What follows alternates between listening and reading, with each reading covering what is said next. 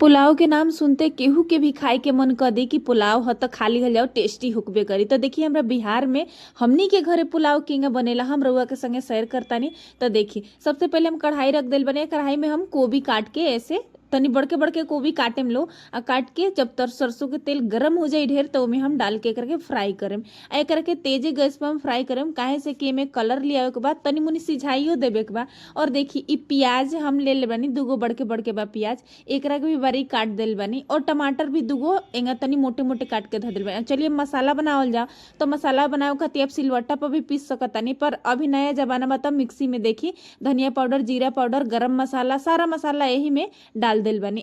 आ एगो दूगो लाल मिर्चा भी डाल दिल बानी, काहे से बिहार में तनी लोग तेज झरार खाला यही से।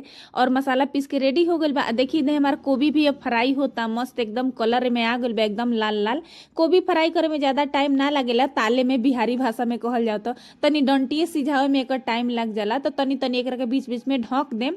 आ देखिए एने हम आलू के भी उबाल लेल बानी। तो गाँव में देखी कितना बढ़िया लाल वाला आलू मिलेला, हमने किया ई ना मिलेला, उजरका मिलेला। और गोभी भी फ्राई हो गइल बा तो गोभी के निकाल दिहल जाता और आलू के भी ठंडा करके अच्छा से छील लिहल जाए। और ये आलू बानू जल्दी घुलेला। देखी कितना बढ़िया गोभी सीझ गइल बा। तो दबा के देखनी है बहुत अच्छा से। तो चलिए अब निकाल लिहल जाओ। एही में शिमला मिर्चा भी अभी नया नया चलल बानू भाई, सब केहू डालता तो शिमला मिर्चा के भी डाल के एकरो को भी फ्राई कर लिहल जाओ। सब कुछ मैंने तेजी आंच पर कइल जाए कि ताकि एकदम से पिलपिलाओ न, बिहारी भाषा में पिलपिलाइले कहल जाला। आ मसालो भी पीस के रख लिया साइड में। तो देखी बहुत आसान हो गइल बा मिक्सर जार के अइला से, ताकि सब केहू एकदम झट से पीस लेता मसाला। और यही में देखी बड़के बड़के आलूया के भी हम फ्राई कर लेम। तो देखी बहुत अच्छा से तेल गरम बा, तेल गरम रही तबे डालमी, तबे अच्छा से ही फ्राई होई। देखी कितना सुंदर लौकतानु, एकदम ही बड़का ही चाहिए में, छोट छोट मत करेम। तो देखी बहुत अच्छा से एकरो के भी गोल्डन ब्राउन कर लेम फ्राई करके। और देखी इन्हें से का गल। तो चलिए अब एक के निकाल ले जाओ, ज्यादा नहीं के करे के। और देखी सारा सब्जी हम ताल के निकाल लेल बानी बहरी। और देखी कितना सुंदर देखे में लौकता एकदम नीमन। और यही तेलों में का करम तनी मुनी जीरा डालेम, ढेर ना, खाली तनी मुनी जीरा डाल देम और 2-3 गो तेज पत्ता डाल देम।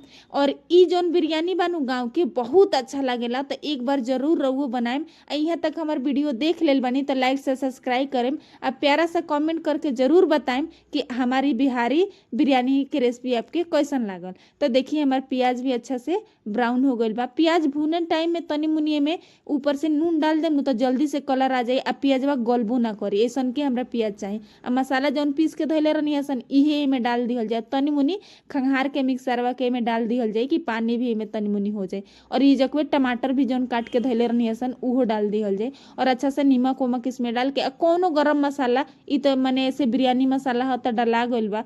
तो देखे लो एमे गोलमरिचो रहेला, खानी तो डाल लेम आ ना खानी तो निकाल देम लो। आ ऊपर से नमक डाल देम लो कि तनी मुन टमटरो बानू तनी सॉफ्ट हो जाए, ना तो ज्यादा खड़ा खड़ा अच्छा ना लगेला। आ ना तो यहूँगा खा सकता इन लोग खड़ो खड़ो। तो देखी मसाला तो बहुत बढ़िया भुजा गइल बा, खुशबू तो पूरा घरे में बिखर गइल बा। तो देखी मसाला अब हो गइल बा, बहुत अच्छा से भुना गइल बा। तब एमे पानी डालल जाई, तनी मुनी पानी डाल जाई, ज्यादा ना। आ गरमे पानी डालेम ताकि और टेस्टी बनी एकदम। तो देखी ई हमरा गांव में नु ई हम तो नहीं बनैले, हमार भौजाई बनैले बड़ी, बहुत अच्छा उनका हाथ के बिरयानी लागेला। तो हम कहीं आइल बनी तो एकरा के शूट करके तनी शेयर कर दियल जा। तो देखी कितना सुंदर से एकदम एकदम बड़के बड़के पीस बा सब सामान, लेकिन बहुत टेस्टी लागेला। एक बार जरूर रहुओ बनाए।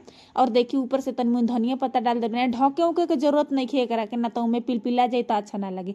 यही से गैसो के कह देम बंद, हम एकरा के थोड़ा देर एकरा के ढक के छोड़ देम।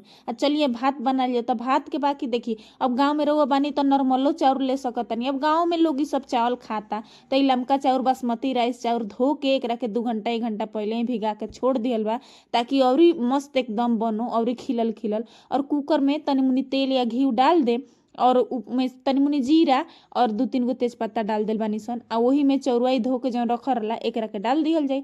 और अच्छा से थोड़ा सा हल्के हाथ से खाली घुमा दिहल जाए। ढेर घुमाए नु तो टूट जाए तो अच्छा ना बने। आ पानी 1/2 इंच खाली हम डालेम, ढेर ना डालेम, ताकि फूलल बा। देखी ऊपर से थोड़ा सा नींबू डाल दिहल जाए, कागजी नींबू गाँव में तो घड़ी ठंडा में मिलबे करे। और नून डाल दिहल जाए ताकि हमार भात एकदम फ्रेश फ्रेश खिलल खिलल लौको। और तेज आंच पर बस खाली 1 सीटी लगा के एकरा के हम पका लेम। देम और ओकरा बाद से बिरयानी बन के रेडी। तो देखी 1 घंटा के बाद हमार भात जब बन गए छोड़ देने सन, ठंडा हो गया आराम से। ओकरा बाद से फिर एगो कटोरी लेमी सन, कटोरिया में अच्छा से पहले भात फैला देम सन। देखी एको नहीं के चिपकल ना टूटी, बहुत अच्छा से एकदम खिलल खिलल।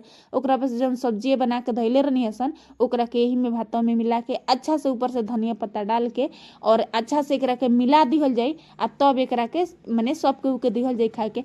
सच मानी बहुत अच्छा एकदम, एक टेस्ट बहुत अच्छा। देखी तो देखिए अब एकरा के हल्के हाथ से हिंगा मिला देम कि टाटे टूटी ना, ठंडा में ना टूटी। तो देखी कितना सुंदर से लौकता। तो चलिए अब थरिया में, डिजाइनदार थरिया में, कहाँ से कि हित परितावेलन तैसन के थरिया में दिहल जाला।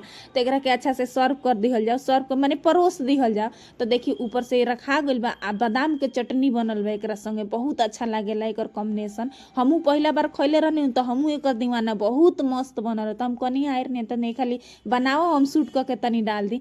आ देखी सलाद बावे, आई तिलौड़ी पकौड़ी सब बावे, एकरा संगे हरियर मरचा। आ देखी कितना बढ़िया गोभी ओभी सजल बा, इतना सुंदर देख के लागत नु कि हित खुश हो जाए। हित का केहू खाई वो खुश हो जाए, आई देखते मुंह में पानी आवता। तो एक बार जरूर बनाएम रहुओ अपना घर में खाएम। अरे लमका चाउर नहीं खे तो नॉर्मलो चाउर के बना लेम, लेकिन जरूर बनाएम और एकर टेस्ट सच में बहुत अच्छा बा। तो वीडियो को लाइक कर।